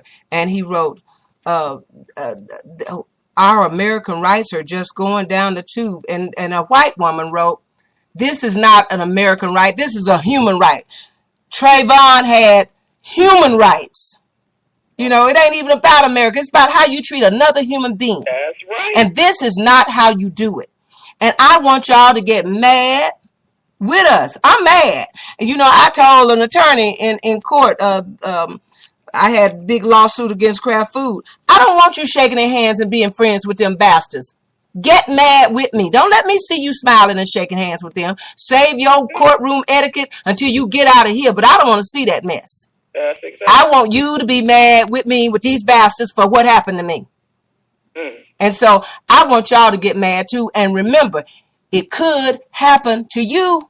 That's right. It can. It really can. Signing your credit card bill on your mortgage, and the next thing you know, the federal government is saying, well, you conspired never to pay that bill, and we're going to prosecute you federally. It sounds crazy, but that's as simple as this case is. That's as simple as it is. And now we're going to make that a federal crime and lock you up for it.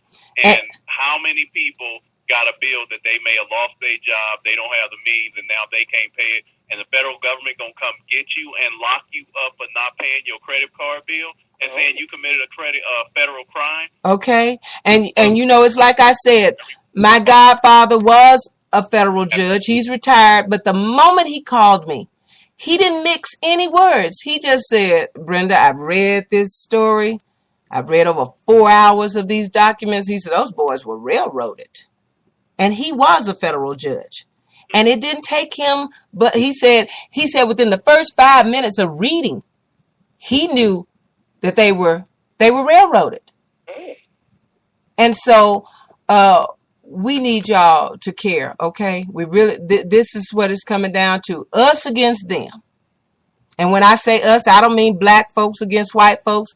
I mean the just against the unjust. That's right. The right against the wrong. And that's what this was. And if you could just see these men who have children and they're not home for Christmas. They're not home for the kids' That's it. football. That's it exactly. And They're not home. to Eric Holder and let him know that the Department of Justice is nothing but a cancer. It's an open sore. That is all it is. They sit there and they do whatever it is that they sit there and do, and they get their paychecks. And when people are coming there begging them to help them, begging them, reaching out to them for help, they do absolutely nothing. Tara Gogan says to fax them too, y'all. She said they can't hang up on that fax. Let them start using all their ink and paper up. That'll get them to... Who in the hell is faxing us? Yeah. So, well, I think y'all, our time is about up. We have just talked till 10:57. I think one of my compadres comes up on the air next, and I don't want to cut into his time. But Cliff, Sam, y'all know you can call me any hour of the night. As Oprah said in The Color Purple, we's mad now. We sure is. We's mad, and we are family. And yeah, I know people say, you know, well, Brenda, what you got to do with it? Nothing. I just hate injustice. That's it. Our motto here at Let's Talk About It is what Martin Luther King used to say: injustice anywhere is a threat to justice everywhere. That's right. I believe that to the core of my being. I don't know why God sent Ethel and Livy to me, to call me. I don't even know why I started doing radio shows. I'm a singer. I just thought I'd try it. But if this is my calling right here, then this is where I'm going to be. And we're going to fight until these men are home with their family and friends and people who love them. Well, we're glad you have this radio show, Brenda. Well, I love I y'all. appreciate it. And we can even have the IRP segment if you want to. Every Tuesday night, Good. we can dedicate a whole half hour to the IRP6 and just talk about it. Yeah. But I love y'all, family. Y'all listen to me. If y'all don't want me writing all on your pages every day and night, you know, I won't harass you if you just do what I tell you to do. And not only that, just tell them don't let their American dream become an American nightmare. That's right, because this was nothing but an American dream, and 6 men who worked to make it so for them and their families. And here, these bastards thought they had the right to just snatch it from under them. They can never make enough money, can they? Never. Enough. No matter how much is on the table, they feel like they need to get more. Yeah, they could have made $500 billion. It's just like a McDonald's and these fast food places. Walmart, the richest family in the nation. All of the children are worth billions of dollars, and every Walmart worker that starts in the lower ground is getting $7.50 an hour, and all of them are on food stamps. And these damn Republicans, they don't want them to even, they don't even want to have food stamps. I heard Louis Gohmert, somebody screaming about, we need to lower the minimum wage, and somebody asking, do you know what it is? Well, no, don't. No, he don't know what the minimum wage is. Don't give a shit. Ain't getting minimum He doesn't know where he is half the time. Yeah, okay. No, they don't know nothing about the minimum wage. Can't even tell you how much it is. That's how insignificant somebody else's life, hunger, no heat, no AC, not enough. I mean, it blows my mind. And yes, I care. And I can tell me and Ethel here yelling at y'all. Y'all don't take don't take this ass whipping personal. It ain't personal. I know we yelling, but because we're passionate about this thing. That's right. And Sam and Cliff can remain so calm and talking, and me and Ethel just yelling. That's it. But we want you to hear us. And as I said in that commercial, you would be yelling from the mountaintops too. That's it. Somebody help me. Somebody believe me. Somebody, I'm over here. I'm drowning.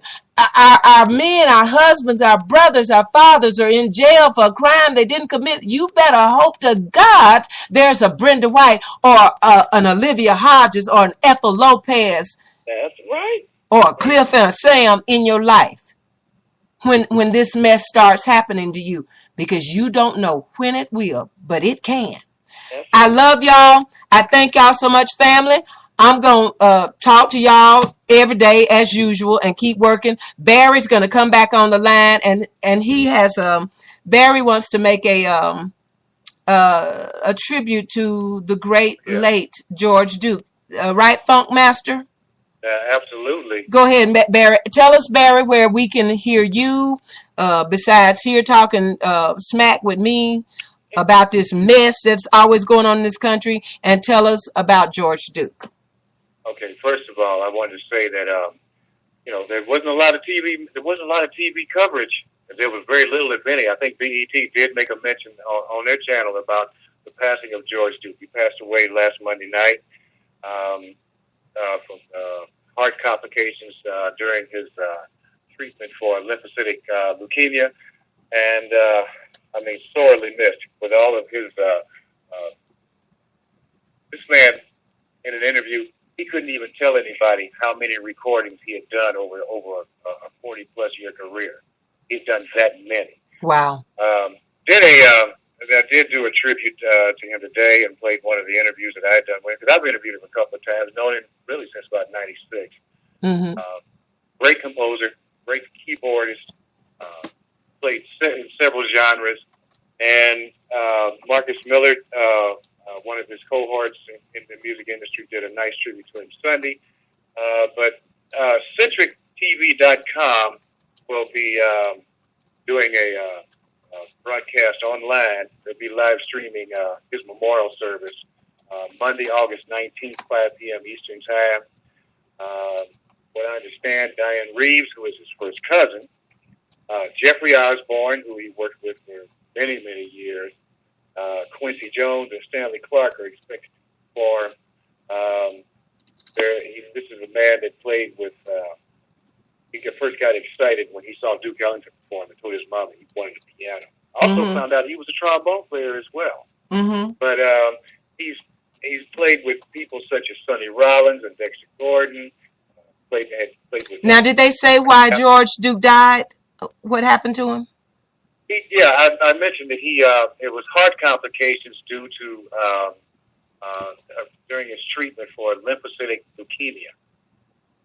And ironically, it was almost a year ago. A little more than a year ago that his wife passed away from cancer. And then during when he was producing his current CD, Dreamweaver, which was dedicated to his wife, one of the guitar players, Jeff Lee Johnson, passed away during the production of that CD. Okay, Barry. So tell us where we can find you and listen to you every week. Okay, you can find me on 90.1 FM, KKFI, if you're in the Kansas City area. If you're not, we stream on the web at kkfi.org. And I'm on Tuesday mornings. That's the Tuesday midday medley from 10 a.m. to noon Central Time, which would be 11 a.m. to 1 p.m. your time, East Coast. And you want to thank your funk who follows you around? Your funk. My fusion funketeers. Your funketeers. We do nothing but fusion and old school funk. Shout out to the fusion. We don't just do funk. We do funk. Okay. Shout out to Barry's Fusion Funketeers. That's right. Who has become a follower of Let's Talk About It. We love you. And speaking of Let's Talk About It, we do have a Let's Talk About It page on Facebook, y'all. And you can go over and like it if you want to. I don't care nothing about that. I care about you liking the IRP6 page and a just cause, okay? Y'all do that for me and we are happy. And I just want to give a little advice to Anthony Weiner. Keep your weenie in your pants and sit down somewhere. You are not going to win this thing. Go home. Ain't nobody gonna have you as mayor showing your Johnson off every other time you get a. I don't know what's wrong with Anthony Weiner, but y'all know I had to crack on somebody, okay? So Anthony Weiner, and the mayor of San Diego. Oh, I forgot his name. It's Bob Filcher or something like yes, that little old freak. What is your problem? 70 years old around here showing your pee-pee and messing with every woman that comes through your office. Stop it. You do need he's up to 10 women that he's harassing. No, 13, child. He 14 now. He done passed them. Just sick. God. Something's wrong with y'all. You need some help. But you ought to get your butts out the limelight and quit distracting us because we got some real issues going on in this country, and we don't need to be talking about y'all's pee-pees.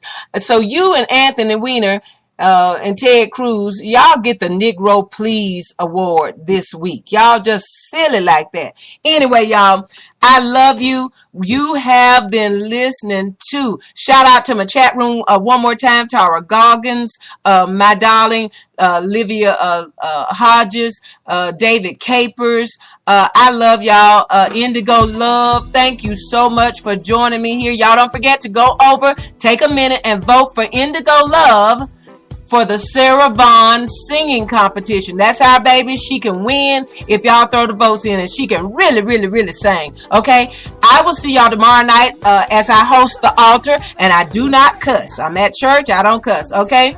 And once again, this is our theme song, We Are One, written by my friend, the fantabulous sidekick to Jerry Butler, Brenda Lee Ager. Thank you, Brenda, for writing, singing, and producing this song and letting us use it for our theme song, because I do believe here at Let's Talk About It that we are one. And so I'm the wild and wonderful Brenda White. Joining me, the funk master himself, Barry K. Jackson out of Kansas City, Missouri. We love you. We thank you for joining us. Remember, injustice anywhere is a threat to justice everywhere. Tell somebody to join the movement, okay? We love you. I'll see y'all next Tuesday night. Bye-bye.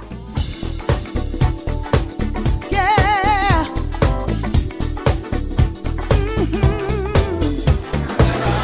Look around you and you see the many faces. You recognize what you don't know. There's a